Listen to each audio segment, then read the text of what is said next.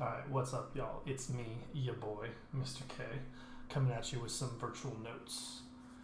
So, we're jumping forward in history a little bit at this point. So, the US is still expanding west, and we are still growing. And at this point, we start to see a divide between the northern states and the southern states. This divide gets worse and worse, and it eventually leads to the Civil War. So, this unit is called division. And we're going to take a look at the northern states, and we're going to take a look at the southern states, and we're going to take a look at the differences between the two regions, and basically why it leads to the Civil War, all the reasons that happens. Okay. So at this point, you should have your notes open. Go to Google Classroom, open the notes. They're titled "Division the North," and you should be copying those highlighted blanks down. So the first thing I want you to copy is this essential question. What was life like in the North in the early 19th century? This is what we're going to be talking about today. And why you should care about this. Basically, as the nation was growing, as I spoke about earlier, we see these differences that pop up among the states, specifically the northern states and the southern states. And these differences really grow and become dangerous because of different viewpoints and things that we will take a look at, and eventually these differences cause the Civil War. If at any point you need to pause during the video to copy something down, feel free to do so. But we are going to move on. The first thing that we're covering today is geography.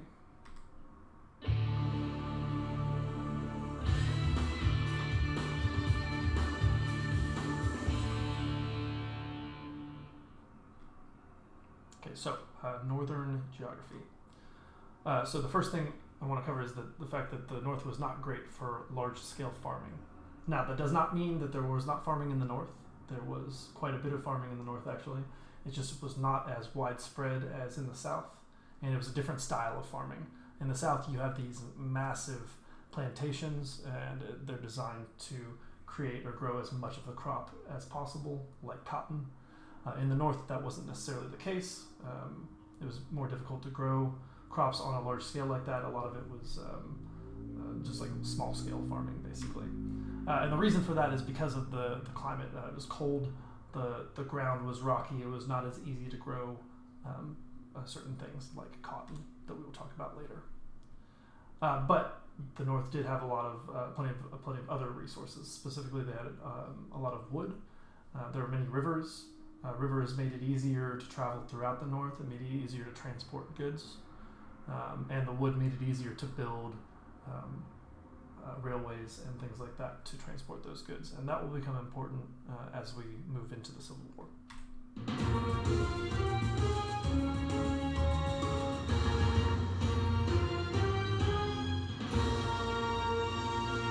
So our next topic today is Northern economics. Economics meaning money, jobs, things like that. So what was economics in the North like? So the Northern economy was focused on business and on industry. Now, like I said earlier, that doesn't mean that there wasn't farming in the North. It was actually 70% of the Northern business was farming.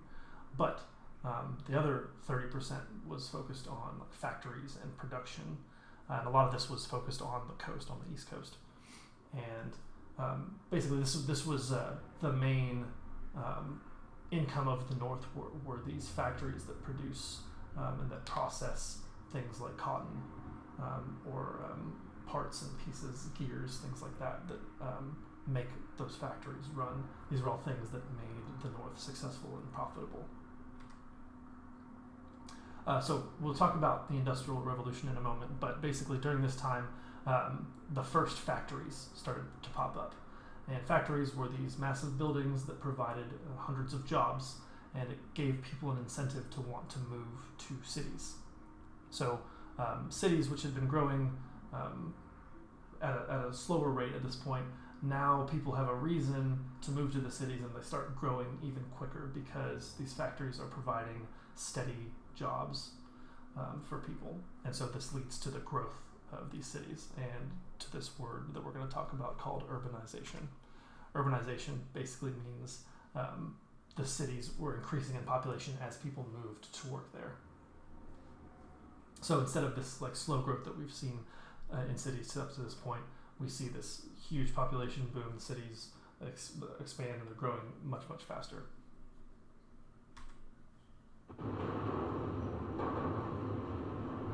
So earlier I mentioned the Industrial Revolution. We're going to talk about what that is and how that came about. So there were really three different things that went into the Industrial Revolution. First, we're going to talk about the idea of interchangeable parts. At its basics, it means that these are parts that fit into any machine of the same type. So if I have a factory in Rhode Island, and I have a factory in Pennsylvania, and they're using the same machine, I can take parts from one machine and put those same parts in the other machine, and it will work just fine.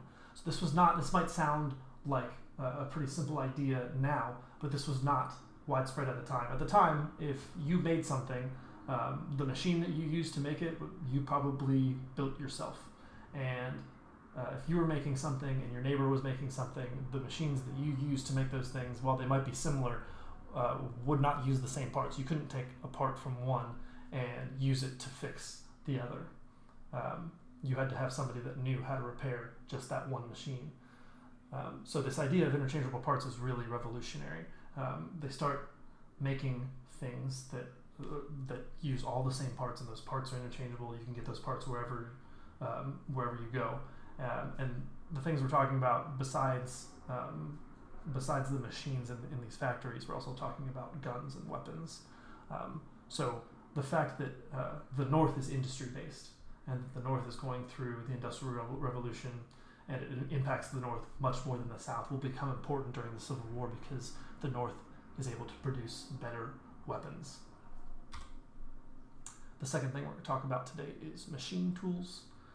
These are basically non-portable machines, so these machines are normally very large, they're difficult to move, but they're used to increase the efficiency of tasks. The best example I can give is the cotton gin.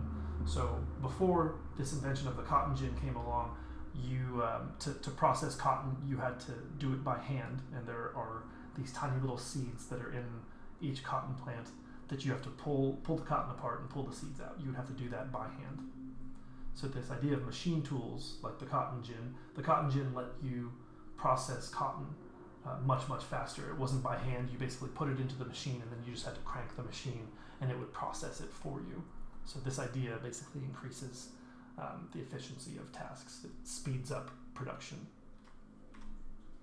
And the last idea we're going to talk about for the Industrial Revolution is the division of labor. So this basically means assigning people different parts of a process in order to improve efficiency.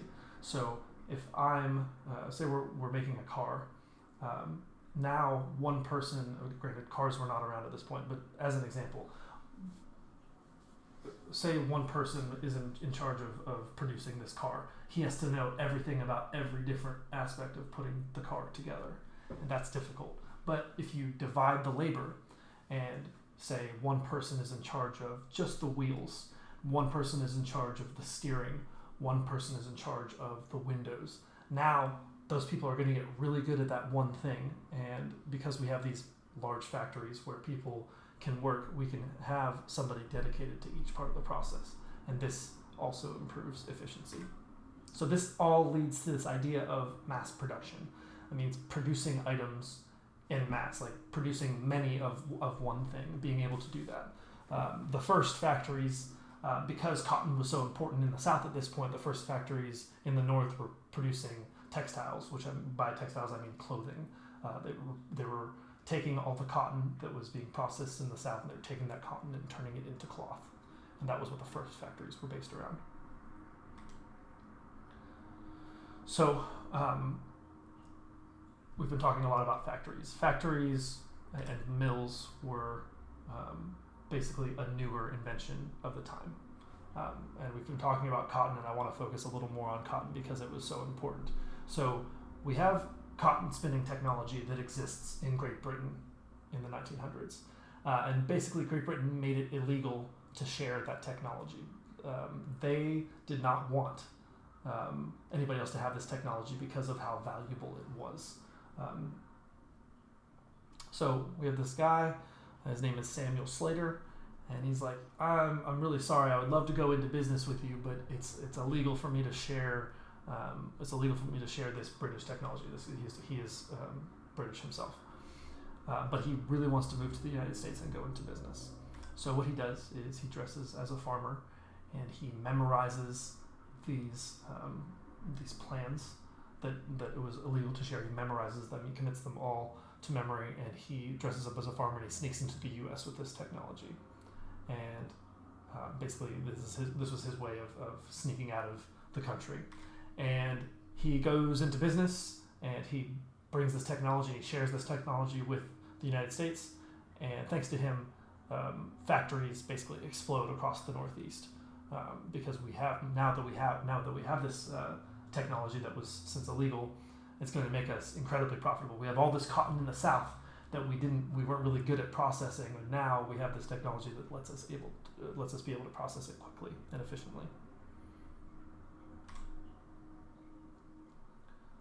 So working in the mills, the big thing, the reason that mills are so important is that mills can function without skilled workers, or without a lot of skilled workers at least.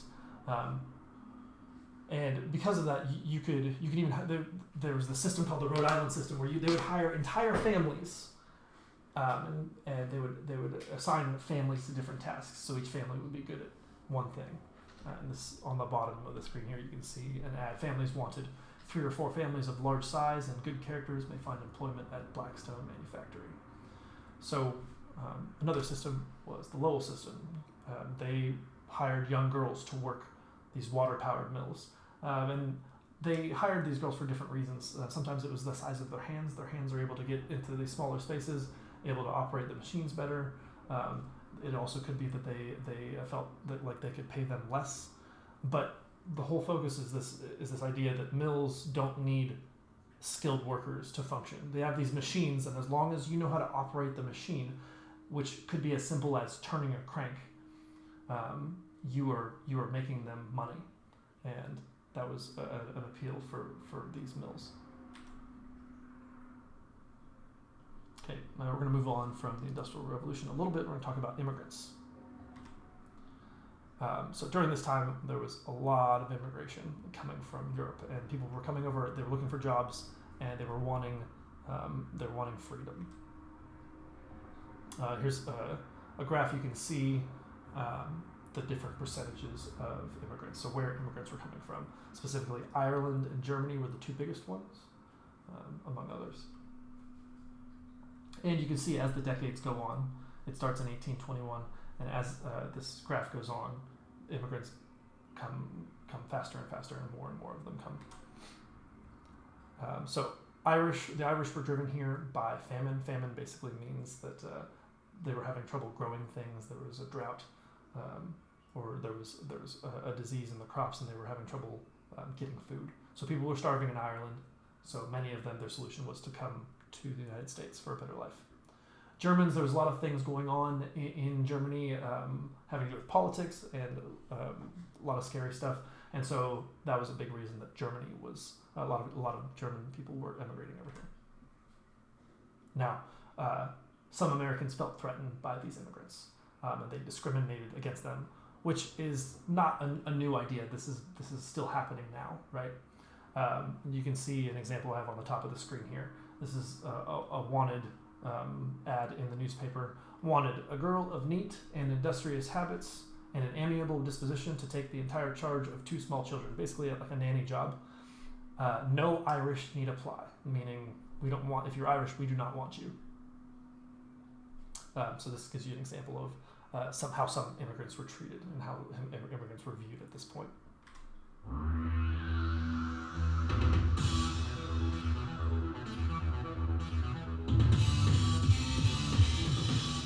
Okay, so now we're going to talk about the Society of the North. What was the society focused on at this point? First, we're going to talk about the reform movements that were going on, like the abolitionists. If you're an abolitionist, you are a person who argues against slavery, and your goal is to eliminate it. Okay. So the first abolitionist we're going to talk about today is William Lloyd Garrison. He was basically a producer of an anti-slavery newspaper called The Liberator, and he was instrumental in basically getting the word out and persuading people to join this cause of anti-slavery abolition. Another abolitionist that we're going to take a closer look at in our assignment coming this week, his name is Frederick Douglass. Frederick Douglass was a slave, and while he's a slave, he secretly learns to read and write. Now, the reason he had to do this secretly is it was against the law. It was illegal for slaves to learn to read and write. Now, he eventually escapes slavery. He heads north, and when he gets there, he becomes a very vocal speaker against slavery. He's a very, very well-known African-American man that fights very strongly against slavery. He's a very eloquent speaker. He eventually goes on to build a friendship with Abraham Lincoln, very affluential individual. We'll take a look at him coming up. Another abolitionist, her name is Sojourner Truth. She was a former slave, and when she escapes, she basically says that God is calling her to argue against slavery and for abolition and for women's rights, which we're going to move into now. So the next topic is women's rights. So during this time, we have this abolitionist movement going on, basically fighting against slavery. We also have this women's rights movement, and it pops up because of this woman named Elizabeth Cady Stanton. Now, she wants to attend an abolitionist meeting. She wants to attend a meeting to fight for the rights of slaves or to fight against slavery. And they basically tell her, no, you're a woman, you cannot come in, you cannot attend this meeting. So she's like, fine, if you're not going to let me attend this meeting, I'm going to start my own. And so she puts this thing together called the Seneca Falls Convention. And it's basically a public meeting about women's rights. And she invites many affluential women from all over the North, and they have a meeting about what they would like to see change with women's rights. So they write this declaration. It's called the Declaration of Sentiments, and it declares what they think the rights of women should be, and they model it after the Declaration of Independence. The format that they use is very similar to the Declaration of Independence, and it states their rights. So that's where we're going to wrap up today. We're going to explore some of those ideas as we go on the next couple weeks. But this is your introduction into this unit called Division. This has been your notes on the North, and going forward we'll cover notes on the South and eventually the causes that lead to the Civil War. Please complete the reflection question on the bottom of the notes, and when you're finished, turn it in on Google Classroom.